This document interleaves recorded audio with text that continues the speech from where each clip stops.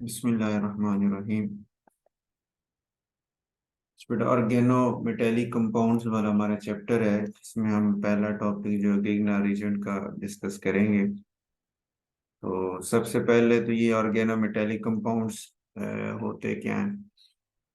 तो इस first paragraph में इसने इसका इंट्रोडक्शन दिया है कि वो कंपाउंड जिनमें किसी ऑर्गेनिक पार्ट के साथ डायरेक्ट कोई मेटल अटैच हो, उसको हम ऑर्गेनो मेटेलिक कंपाउंड का नाम देते हैं।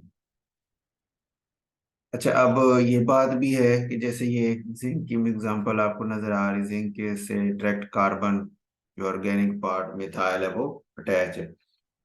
अच्छा, उसमें भी ये पॉइंट है कि ज्यादातर ये जो मेटल्स हमारे पास हैं, ये इतनी ज्यादा रिएक्टिव मेटल्स नहीं आती, क्योंकि ज्यादातर बॉन्ड इनका जो है ना वो कोवलेंट नेचर में जा रहा होता है।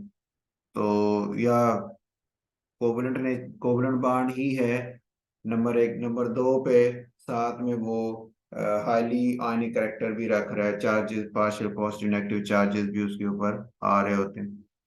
तो उस बेस पे हम कहते हैं कि हमारा जो ऑर्गेनो मेटेलिक कंपाउंड है, इसमें इन्वॉल्व होने वाली ज्यादातर मेटल जो है वो इतनी ज्यादा रेक्टिव कैटेगरी की नहीं होती। कुछ वायरल हैं भी, रेक्टिव भी आ जाती हैं, वो फिर आयनिक बॉन्ड की तरफ मूव कर जाती हैं। तो पहले तो हम बताते हैं कि ऑर्गेनोमेटेलिक कंपाउंड्स वो कंपाउंड्स जिसमें कोई ऑर्गेनिक पार्ट जो है वो डायरेक्ट मेटल के साथ डायरेक्ट बॉन्ड बना रहा हो, उसको हम नाम देते हैं ऑर्गेनोमेटेलिक कंपाउंड्स का। टाइप्स में इसके हमारे पास दो तरह की टाइप्स हैं। एक है सिंपल और दूसरी है मिक्स या कम्प्लेक्स। सिंपल कौन सी है? जैसे ये ऑर्गेनो जिंक कंपाउंड है कि जिसमें दो पार्ट है, सिर्फ एक मेटल है और एक ऑर्गेनिक पार्ट है, इसको सिंपल बोलते हैं। और कम्प्लेक्स या मिक्स्ड हम उसे कहेंगे जिसमें तीन पार्ट होंगे, जैसे ये गिगना रीजेंट CH3MgBr लिखा होगा, मेटल भी है, एक ऑर्गेनिक पार्ट भी है, और एक कुछ और नॉन मेटल कंपाउंड जैसे ये ब्रोमी यहाँ पे मौजूद है। तो यानी तीन मुख्तलिफ कैटेगरी मौजूद है, तो इस वजह से उसको हम कम्प्लेक्स या मिक्स्ड का नाम देते हैं। मुख्तलिफ जो ट्रांजिशन मेटल्स बनाती हैं ऑर्गेनोमेटेलिक कंपाउंड, वो इस ऑर्डर में उनकी यानी हम अरेंजमेंट कर सकते हैं। ये ऑर्डर किस चीज़ का है कि आयनिक character of carbon metal bond depends upon the nature of metal. यानी ये आयनिक करेक्टर, यानी वो जो बॉन्ड बना उसकी आयनिक करेक्टर की बात कर रहा है कि पोटेशियम का आयनिक करेक्टर ज्यादा होगा, पोटेशियम का बना हुआ बॉन्ड जो किसी कार्बन मेट के साथ बना होगा। और जो दूसरा मरकरी है, इसने अगर किसी कार्बन के साथ बॉन्ड बनाया हुआ ऑर्गेनिक पार्ट की, तो इसका बॉन्ड का जो आयनिक करेक्टर है वो बहुत ज्यादा कम होगा। ठीक है, इसमें अब हमारे पास जो हमारे सिलेबस में है वो सिर्फ दो हैं, एक ये मैग्नीशियम वाला और एक ये जिंक वाला। ऑर्गेनो मैग्नीशियम कंपाउंड और ऑर्गेनो जिंक कंपाउंड, दो कंपाउंड हमारे इस वक्त सिलेबस में है जो हमने डिस्कस करने हैं। ठीक हो गई। अच्छा, उसके बाद ऑर्गेनो मेटेलिक कंपाउंड की इम्पोर्टेंस ऑर्गेनिक केमिस्ट्री के हवाले से क्या है, ये क्यों इसको यूज किया जाता है, ये क्या इसकी एप्लीकेशन है। तो उसमें हम ये लास्ट सेंटेंस इसने लिखा हुआ है कि formation of carbon carbon bond जो है ना, कि ये कार्बन कार्बन बॉन्ड बनाना इजी कर देता है। वैसे तो वो डायरेक्ट हमारे लिए कार्बन कार्बन बॉन्ड बनाना मुख्तलिफ और एक्शंस के साथ वो पॉसिबल नहीं होता, ये बहुत टफ मुश्किल काम है, बहुत स्टेप्स के बाद हो सकता है। तो यहाँ पे ये वो कह रहे हैं कि भाई ऑर्गेनो मेटेलिक कंपाउंड की ये खूबी है कि आप ऑर्गेनो मेटेलिक कंपाउंड के पास एक कार्बन हो और एक दूसरा रिएजेंट जिसके साथ ये रिएक्शन कर रहा है उसके पास कार्बन हो, तो इनके दरमियान ये बॉन्ड बनाने में इधर की कार्बन वाला पार्ट उधर दूसरे मॉलिक्यूल की कार्बन के साथ जाके अटैच हो जाता है। तो इस तरह सी सी बॉन्ड हमारे लिए बनाना इजी हो जाता है, और ये रिएक्टिव भी होते हैं। ऑर्गेनो मेटेलिक कंपाउंड की रिएक्टिविटी भी काफी बेहतर है, तो इस वजह से ये हमारे लिए ये ऑर्गेनिक सिंथेसिस के अंदर सी सी बॉन्ड बनाने में काफी हेल्प करते हैं। पहली बात करते हैं हम गिग्ना रीजन के हवाले से। गिग्ना रीजन क्या है कि ये ऑर्गेनिक कंपाउंड पार्ट जो है वो मैग्नीशियम मेटल से अटैच है, और उसके साथ फिर आगे हेलोजन अटैच है। तो RMgX इसको हम जनरल इस तरह रिप्रेजेंट करते हैं। आर इसमें कोई अल्काइल ग्रुप भी हो सकता है, अल्कीनाइल यानी डबल बॉन्ड वाली पार्ट भी हो सकता है, अल्काइनाइल ट्रिपल बॉन्ड वाला पार्ट पार्ट भी हो सकता है, जिसे इथाइनाइल। ठीक हो गया। और अराइल कोई एरोमेटिक सिस्टम भी हो सकता है जो मैग्नीशियम मेटल से अटैच हो। ठीक हो गया। और एक्स जो है वो क्लोराइड, ब्रोमाइड और तीसरा आयोडाइड हो सकते हैं। फ्लोराइड नहीं लिए जाते। फ्लोराइड की क्या वजह है, ये नीचे रिएक्शन में आप देखेंगे तो असल रिएक्शन तो ये था कि अल्काइल हैलाइड मैग्नीशियम से रिएक्शन करते हैं। ईथर, ये उसकी प्रेपरेशन है। ईथर सॉल्वेंट की मौजूदगी में तो आर एम जी एक्स बन जाए, रिफ्लेक्स हम करते हैं, हीट करते हैं तो R M G X alkyl halide बन जाता है। अच्छा, इसमें देखें ना, अब ये गिग्ना रीजन जो है वो बन जाता है। तो अल्काइल हैलाइड जो यूज हो रहा है, अब एक्स की जगह अगर आयोडीन हो, ब्रोमीन हो, क्लोरीन हो और चौथी फ्लोरीन हो, इन चारों को अगर आप कंपेयर करें ना, तो इसमें हमारे पास जो बॉन्ड एनर्जी है ना, वो आर आई की सबसे कम है। यानी अगर आप इसको अरेंज इस तरह ड्रा करें ना,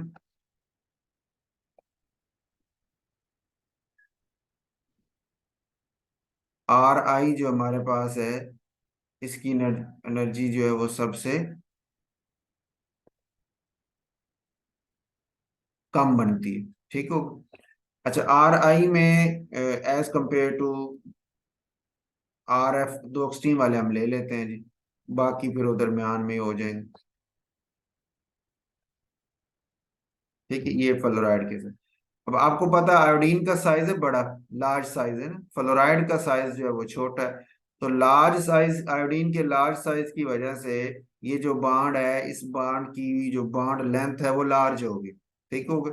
लार्ज बॉन्ड लेंथ की वजह से फिर वो न्यूक्लियस की जो अट्रैक्शन होती है वो उसके ऊपर कम हो जाएगी। यानी देखे ना, ये आर मौजूद है, ठीक है, उसके साथ ये आयोडीन मौजूद है।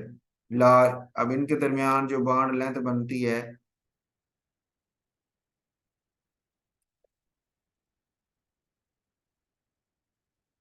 ठीक है, ये बॉन्ड लेंथ सपोज है।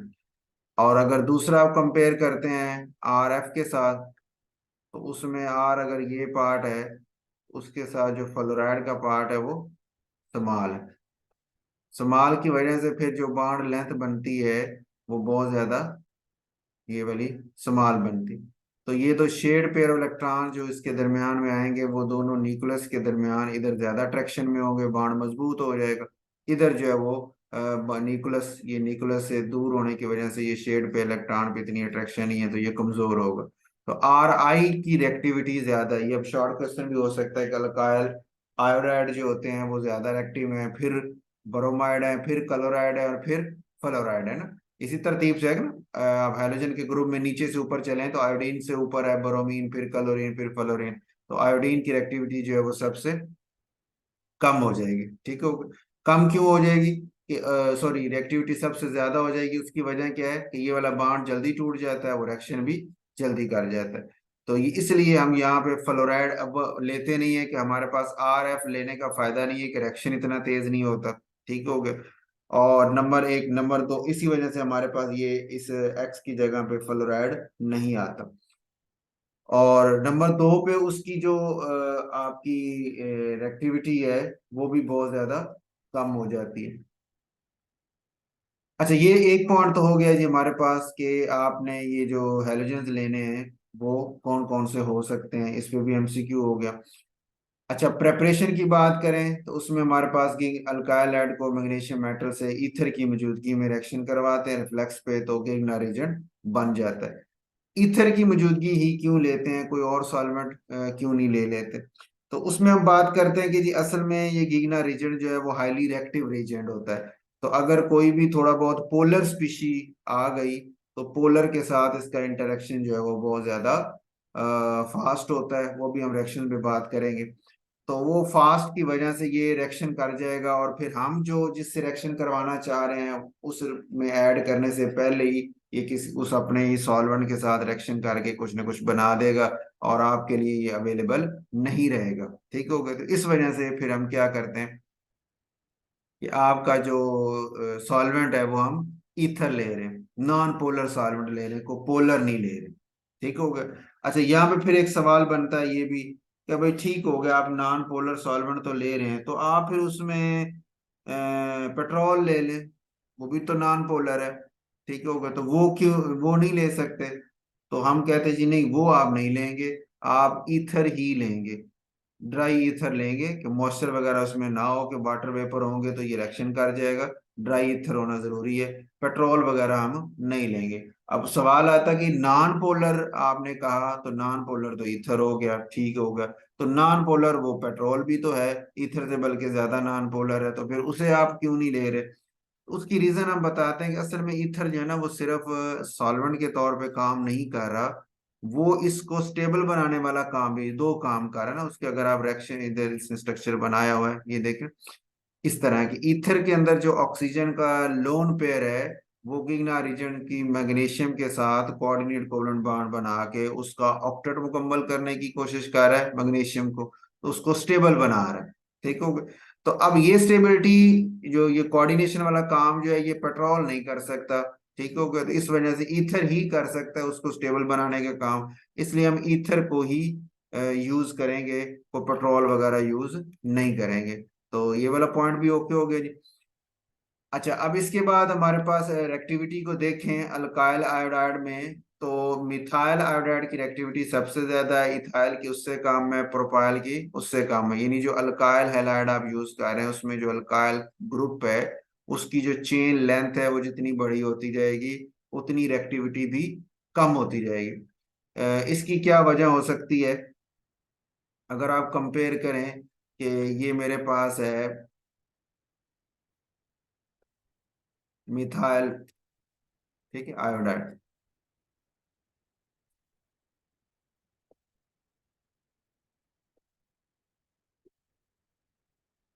उसके बाद ये कर लें इथाइल आयोडाइड। ठीक हो गया? इसी तरह एक और, चलो प्रोपाइल वाला भी ड्रा कर लेते हैं।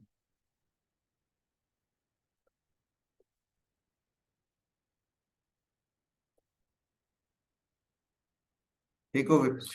अच्छा, इसमें आप देखें तो ये आयोडीन के ऊपर है इस वक्त, हैलोजन है, इलेक्ट्रोनेगेटिव एटम है, तो इसके ऊपर पार्शियल नेगेटिव चार्ज होगा।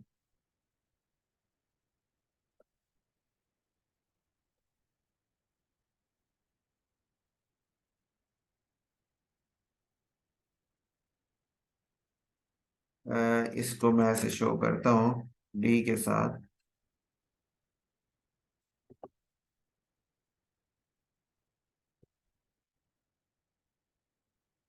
ठीक है जी, पार्शियल नेगेटिव चार्ज इसके ऊपर। अच्छा, और इसी तरह जो ये कार्बन आपके पास है, इसके ऊपर पार्शियल पॉजिटिव चार्ज हो गया।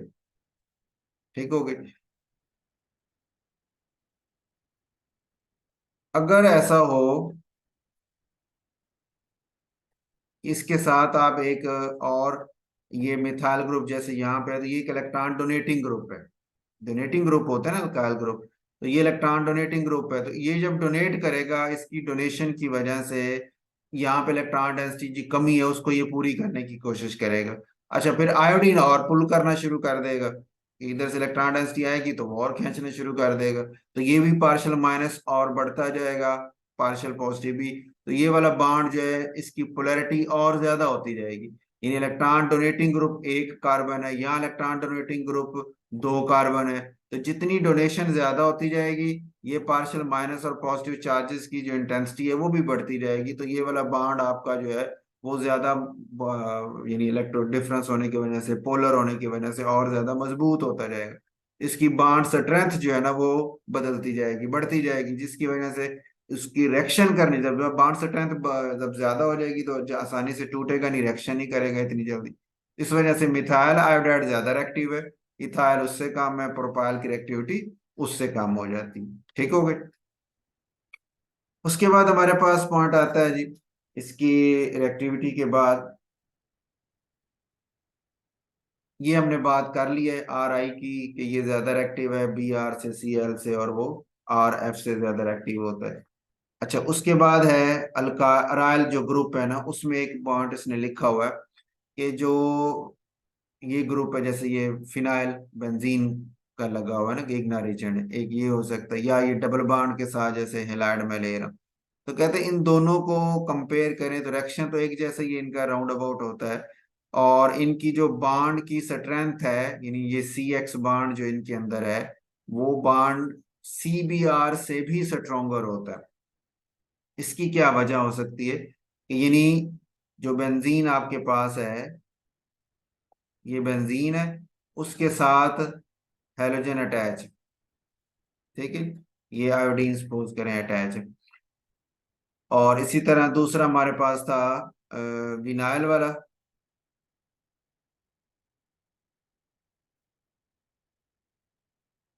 विनाइल ग्रुप है, एक और कार्बन इसने ली हुई, वही ले लेते हैं चलो।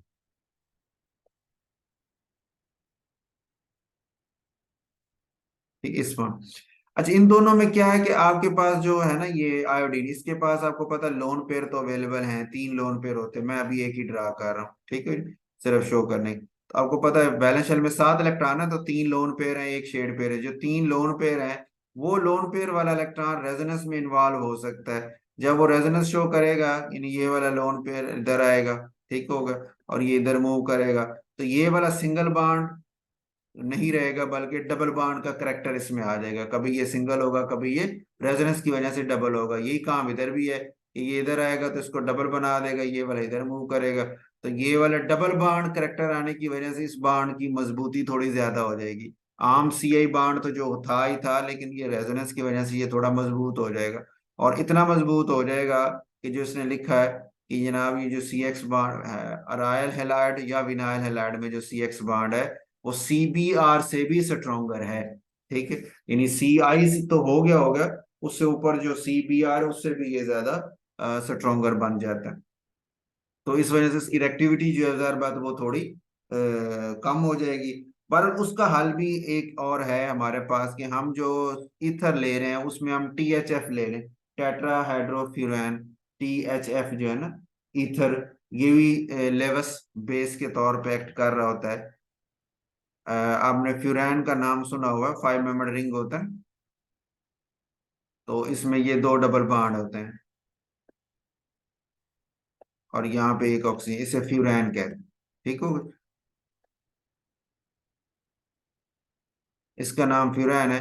लेकिन अगर ऐसा हो कि 4 हाइड्रोजन है, एक यहाँ, दो, एक यहाँ और एक यहाँ, चार, तो ये दोनों डबल बॉन्ड सिंगल हो जाएंगे, ठीक हो गए, यानी ये वाला स्ट्रक्चर होगा। और इसमें आप कहेंगे कि सारे सिंगल हो गए हैं, तो ये यहाँ सिर्फ ऑक्सीजन रह जाएगी। तो आपके पास इसका ना, इसको फिर हम नाम देते हैं THF, टेट्रा हाइड्रो, 4 हाइड्रोजन यानी आई हैं किसके अंदर, फ्यूरैन के अंदर, तो टेट्रा हाइड्रो फ्यूरैन इसका नाम बन जाता है। तो ये इसमें अब देखें ना, ऑक्सीजन जो है, ये आपके पास जो फ्यूरैन की ऑक्सीजन है, 2 लोन पेयर यहाँ रख रही है, ठीक है, 2 लोन पेयर ऑक्सीजन के पास होते हैं। तो ये लोन पेयर बड़ा इजीली अवेलेबल है आगे इंटरेक्ट करने। अच्छा, आम जो ईथर होता है उसके मुकाबले में ये ज्यादा बेहतर है। वजह कि ये ईथर है, उसमें लार्ज बल्कि ग्रुप्स लगे होते हैं sp3 हाइब्रिडाइजेशन के साथ अरेंजमेंट में ना। ये ऑक्सीजन है, फिर ये दूसरी कार्बन टेट्राहेड्रल अरेंजमेंट, इनकी भी टेट्राहेड्रल टेट्रा दरमियान में वो ऑक्सीजन लगी हुई होती है, ठीक हो गया। जो इन दोनों के दरमियान में यानी अब ये तो मैंने छोटे ग्रुप बनाए हैं इथाइल वाले, ये बल्कि ग्रुप भी तो हो सकते हैं, बड़े बड़े ग्रुप होंगे तो वो फिर ये लोन पेयर जो होता है वो इन दोनों के दरमियान में कैप्चर होकर रह जाता है, इसी वजह से इसकी एक्टिविटी भी इतनी नहीं होती। ईथर जो है वो इनर्ट सॉल्वेंट के तौर पे मुख्तलिफ रीजन्स के अंदर, रिएक्शंस के अंदर हम इसको सॉल्वेंट के तौर पे यूज करते हैं, तो एक इनर्ट सॉल्वेंट के तौर पे ये एक्ट कर रहा होता है, रिएक्शन में हिस्सा नहीं ले रहा होता। तो फ्यूरैन के अंदर तो ये अरेंजमेंट साइक्लिक रिंग की कुछ इस तरह की बन जाती है कि इसमें एक लोन पेयर जो वो ओपन हो जाता है बाहर की तरफ, तो वो फिर आगे लेवस बेस के तौर पे हो सकता है। अच्छा, इसको नहीं यूज करेंगे, ये जो आपके पास फ्यूरैन है इसको यूज हम नहीं करेंगे, क्यों, इसका जो ये लोन पेयर है ये इधर रेजोनेंस के अंदर इन्वॉल्व है डबल बॉन्ड के साथ ना, ये इधर ऐसे मूव करके आएगा, तो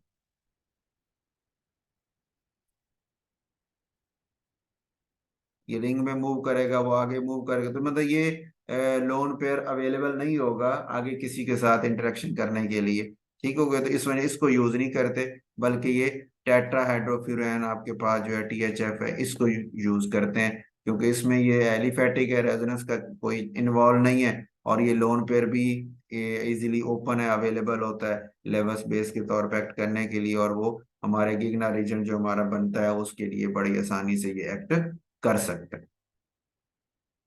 ठीक हो गई। तो यहाँ तक हमारी बात होगी इसके रीजन्स के हवाले से। नेक्स्ट आता है इसका प्रेपरेशन में जो मैकेनिज्म है ना। अच्छा, मैकेनिज्म में यहाँ जो मैकेनिज्म ड्रा किया है वो जरा ठीक नहीं है कि इसने अल्काइल हैलाइड को मैग्नीशियम सिलेक्शन करवा के अल्केन बनाई है। तो अल्केन यानी कार्बन कार्बन चेन यहीं पे बना दी और फिर MgX2 बनाया और फिर आगे उसको आगे मूव करवाया। असल में ये मैकेनिज्म थोड़ा सा ना डिफरेंट लगता है। इसको थोड़ा मैं अगर ड्रा करें ना तो कुछ इस तरह है इसकी फॉर्मेशन का जो मैकेनिज्म है ना।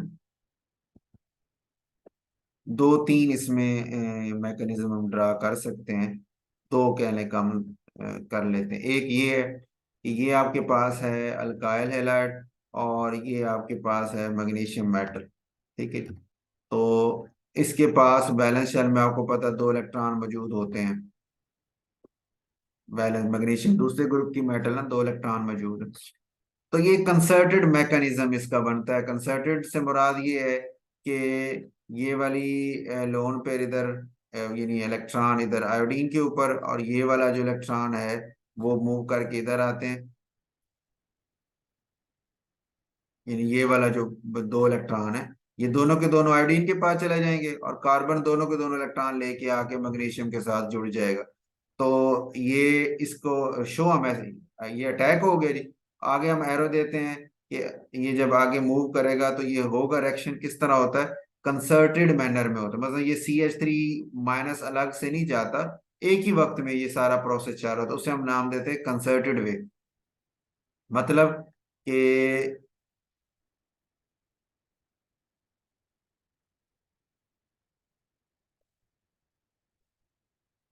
कंसर्टेड मैकेनिज्म इसे बोला जाता है।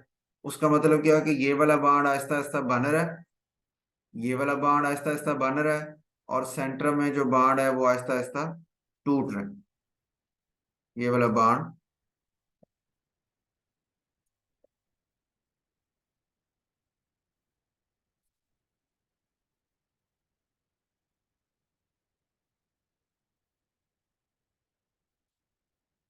ये CH3 ही होगा।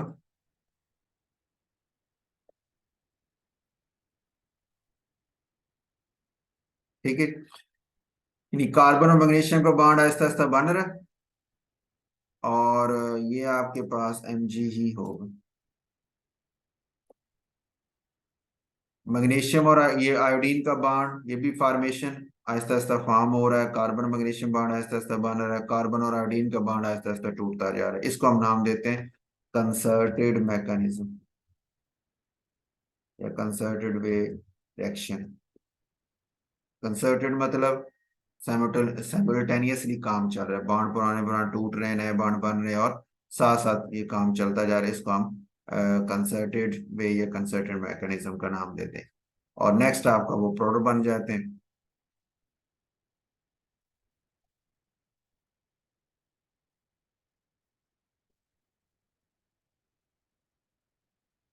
नेक्स्ट आपका गिबना रीजन जो है वो बन जाता है, जो आपने यहाँ से मिलेगा।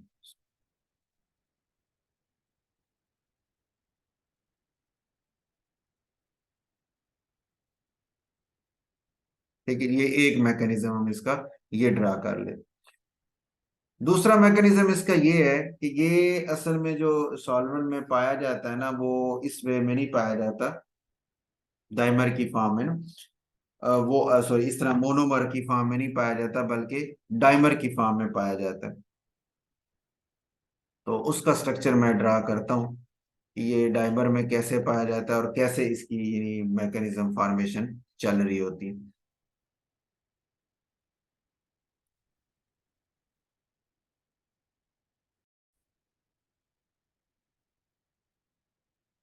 जी बेटा, एक तो हमारे पास ये हो गया मैकेनिज्म, जो कंसर्टेड वे वाला जो रिएक्शन, और ज्यादातर बुक्स में मैंने देखा है यही मैकेनिज्म लिखा हुआ है। अच्छा, ये जो बुक हम जिसको देख रहे हैं, इसके अंदर इन्होंने ये पहला स्टेप लिखा है मैग्नीशियम के साथ आर आर वाला, ये ऑब्जेक्शनेबल स्टेप है। अच्छा, दूसरे नंबर पे एम जी और एम जी एक्स टू का रिएक्शन करवा के एम जी एक्स बनाया। ये वाली फॉर्मेशन को हम जस्टिफाई कर सकते हैं इस तरह कि जो ग्रिग्ना रीजेंट है वो कंसर्टेड वे में जब बन जाता है तो वो डाइमर की फॉर्म में इस तरह पाया जाता है कि ये देखें ना, ये दो आपका है, ये बल्कि मैं इसको शो कर लेता हूँ इस वे में कलर से ना, ताकि आपको अ, ये रेड कलर वाला एक गिगना रीजेंट हो गया, और ये जो है वो सेकंड ये हो गया दूसरा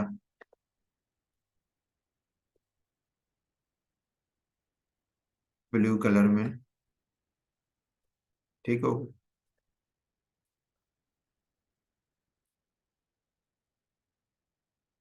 ये दो ग्रीना रीजन के मालिक्यूल हैं जो आपस में डाइमर, ये डाइमर लिखा, दो यूनिट इकट्ठे इस तरह पाए जाते हैं कि मैग्नीशियम अपना ऑक्टेट इस तरह मुकम्मल कर रहा होता है कि एक वो साथ वाले गिगनाट से के हैलोजन से इलेक्ट्रॉन पेयर ले रहा है, और एक वो ईथर के ऑक्सीजन जो है उससे इलेक्ट्रॉन, ये ईथर है ना, di ethyl ether, ET ethyl का एब्रीविएशन होता है, तो डाई इथाइल ईथर जो है उससे वो लोन पेयर ले रहा है, तो ये एक आपके पास इसका यूनिट डाइमर की फॉर्म। ये ये डाइमर जब खत्म हो तो दो two R M G X, यानी दो गिगना रीजन के मालिक्यूल बन जाएंगे। अच्छा, वो दोनों आपस में इस तरह इक्विलिब्रियम पाए जाते हैं कि R two M G plus M G X two, ये एम जी एक्स टू इस तरह यानी वहां पे बन रहा होता है सिस्टम में, लेकिन ये एक रिवर्सिबल मैनर है। अगर मैं इसके अंदर इस रिएक्शन में एम जी एक्स टू खुद से ऐड कर दूंगा तो ये और पीछे चला जाएगा, यानी आर एम जी एक्स के बनने की जो स्पीड है या इसकी फॉर्मेशन है वो और ज्यादा तेज हो जाएगी ली चार्टी प्रिंसिपल के मुताबिक ना, अगर एम जी एक्स टू खुद से ऐड कर दूंगा। तो ये हम उससे कह सकते हैं कि एम जी एक्स टू तो वहां बना पड़ा था, मैग्नीशियम मेटल जब आपने ऐड की है या मौजूद है वहां एक्सेस में, तो वो रिएक्शन करके एम जी एक्स बना लेती है। फिर वो अल्काइल हाइड जो बचे हुए हैं उनके साथ रिएक्शन करके एम जी एक्स उसके साथ मिलेगा तो आर का रेडिकल बन जाएगा और एम जी एक्स टू बन जाएगा। ठीक है, यानी रेडिकल तब बनता है जब ये दो बॉन्ड इस तरह टूटे कि एक्स अपना इलेक्ट्रॉन लेके अलग हो जाए, आर अपना इलेक्ट्रॉन लेके अलग हो जाए। इसे हम कहते हैं हेट्रोलिटिक फिशन। ठीक हो, एक होती है होमोलाइटिक फिशन और एक हेट्रोलाइटिक ना। होमोलाइटिक वो होती है ये जो हमने अभी बात की, ये होमोलाइटिक की किस्म है कि जिसमें बाण बराबरी के साथ टूटे, कि यानी इस तरह टूटे कि दोनों अपना अपना इलेक्ट्रॉन लेके अलग अलग हो जाए, ये होमोलाइटिक। हेट्रोलाइटिक होता है कि दोनों के दोनों इलेक्ट्रॉन एक ही स्पीशी ले जाए, यानी ये इस तरह अगर टूटता कि आर प्लस बन जाता और एक्स माइनस बनता तो फिर हम उसे कहते हैं कि ये हेट्रोलाइटिक है, कि दोनों के दोनों इलेक्ट्रॉन एक्स लेके चला गया तो माइनस में चला गया, और आर ने अपना इलेक्ट्रॉन छोड़ दिया तो प्लस में चला गया। ठीक है, ये इसे कहते हैं हेट्रोलाइटिक। यहाँ पे इस वक्त होमोलाइटिक है, इस तरह बांड टूटा है कि एक्स भी अपना इलेक्ट्रॉन एक इलेक्ट्रॉन लेके गया और आर भी एक इलेक्ट्रॉन, तो 8 नंबर इलेक्ट्रॉन को हम इस तरह रेडिकल की फॉर्म में शो करते हैं, और एक्स रेडिकल जो आया वो एम जी एक्स रेडिकल से मिलके एम जी एक्स टू बन जाएगा। ठीक है, और आर रेडिकल फिर एम जी एक्स रेडिकल जो दूसरा इसी तरह के दो थे ना यहाँ पे, तो दूसरे के साथ मिलके आर एम जी एक्स बना देता है। तो एक मैकेनिज्म ये भी बनाया जाता है ना। दो, ये पहला स्टेप आपने नहीं करना कि आर आर की बॉन्ड फॉर्मेशन वाला काम नहीं होता। एम जी एक्स टू कैसे बनता है उसका मैंने आपको बता दिया कि इस तरह ये रिवर्सिबल मैनर में वहां मौजूद होता है। अब इसने यहाँ पे एक पॉइंट लिखा है कि अगर हम इसमें मैग्नीशियम आयोडाइड यानी ऐड कर दें तो रिएक्शन जो है वो और तेज हो जाता है। कि आयोडीन ऐड कर दें तो आयोडीन मैग्नीशियम से रिएक्शन करके एमजीआई टू बनाती है, और एमजीआई टू फिर क्या करता है, उसकी फार्म ये वाला इस स्टेप को वो फोकस करता है और ये आगे मूव करवाने में काम आता है। तो इस वजह से हम कहते हैं कि ये रिएक्शन को स्पीड अप कर देता है। ठीक हो गई। तो मैकेनिज्म है, आपने इसको जब ड्रा करना है तो उसमें ये पहला स्टेप आपने स्किप कर देना है। तो उसमें पहले आप ये बता दें उसको कि डाइमर की फॉर्म में और ये वाली चीजें वहां एग्जिस्ट कर रही होती हैं, और फिर आप उसे बता दें ये वाला कि एम जी एक्स टू से मिले तो ये रेडिकल, और फिर ये रेडिकल इस तरह आर एम जी एक्स इस तरह इस वे में भी बन सकते हैं। तो दोनों मैकेनिज्म पॉसिबल हो सकते हैं। ठीक हो गए। अच्छा, ये तो हमने बात कर ली अल्काइल ग्रुप से इसकी फॉर्मेशन की ना। आगे हम बात करते हैं कि जो एक्टिव हाइड्रोजन वाले कंपाउंड है, क्योंकि गिगना रीजन है रेक्टिव, और ये रेक्टिव इस तरह है कि ये खुद से रिएक्शन कर लेता है आपके जो अल्काइल एक्टिव हाइड्रोजन वाला पार्ट है ना, जैसे अभी हमने पीछे कहा था ड्राई ईथर होना चाहिए, मॉइस्चर नहीं होना चाहिए, क्योंकि पानी होगा ना तो पानी की जो H प्लस है वो R से मिलके RH अल्केन बन जाएगी, और जो OH माइनस है वो Mg से आके मिलके एक प्रोडक्ट बना देगा, तो गिगना रीजन आपका खत्म हो जाएगा। लेकिन वो कहता है ये जो एसिटाइलिन जैसे है ट्रिपल बॉन्ड वाली कार्बन होती है, ये आपको पता है एक्टिव प्रोटॉन रख रही होती है ना, एसिडिक इन नेचर ये प्रोटॉन होता है, उसकी वजह भी आपको पता है कि ये कार्बन sp हाइब्रिडाइजेशन है, 50% एस करेक्टर है इसका। तो 50% एस करेक्टर की वजह से क्या होता है कि ये जो शेड पेयर इलेक्ट्रॉन है कार्बन और हाइड्रोजन के दरमियान, वो कार्बन की तरफ ज्यादा खिंचा हुआ होता है ना। एस करेक्टर का मतलब ये कि कार्बन के करीब है वो इलेक्ट्रॉन ना। S character, S S orbital होता है ना, न्यूक्लियस के करीब होता है, पी दूर डी उससे दूर। एस करेक्टर ज्यादा होने का मतलब कि वो जो शेड पेयर इलेक्ट्रॉन है उसमें जो ऑर्बिटल इन्वॉल्व है वो, उसकी जो लेंथ है वो कार्बन के करीब है, ज्यादा दूर नहीं है। तो फिर जो शेड पेयर इलेक्ट्रॉन उसके अंदर बनाया हुआ हाइड्रोजन ने जुड़ के, वो शेड पेयर इलेक्ट्रॉन भी कार्बन के न्यूक्लियस के करीब होने की वजह से इसी की तरफ खिंचा पड़ा होता है।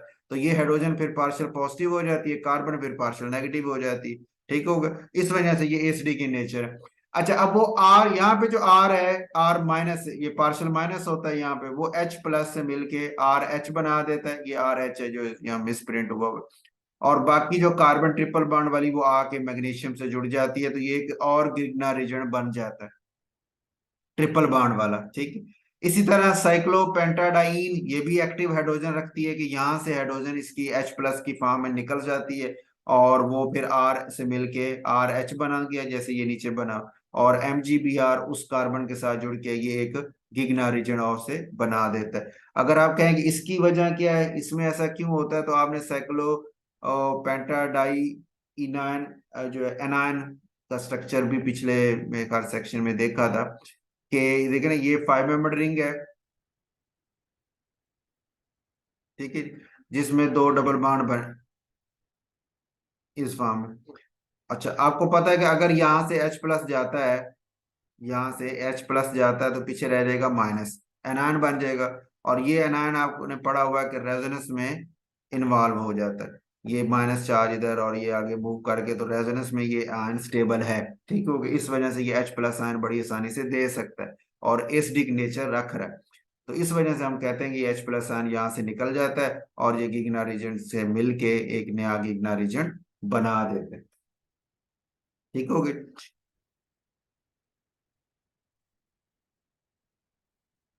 यहाँ पे इसने लिमिटेशन में एक पॉइंट लिखा है इस पैराग्राफ में, रिएक्शन में, कि हम जब रिएक्शन करवा रहे हो तो जिससे गिगना रीजन का आप जिससे रिएक्शन करवा रहे हो उसमें वो वाले ग्रुप नहीं होने चाहिए, जैसे कार्बोक्सिलिक OH अमाइनो, कि ये अलग से रिएक्शन शो कर सकते हैं गिगना रीजन के साथ। तो ऐसा सबस्ट्रेट होना चाहिए कि जिसमें एक ही एक्टिव पार्ट हो जिसके साथ गिगना रीजन रिएक्शन कर सके।